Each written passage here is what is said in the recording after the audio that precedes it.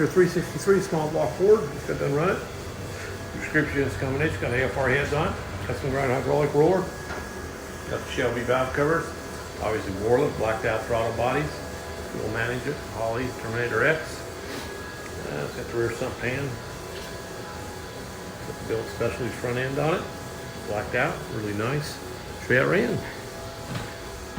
Alrighty, 3,900, 385 foot-pounds of torque, peak torque 443, peak horsepower 524, so we're right at 530, front end's about 15, so everything's good. We'll get her off here in a crate, come your way, have a great day.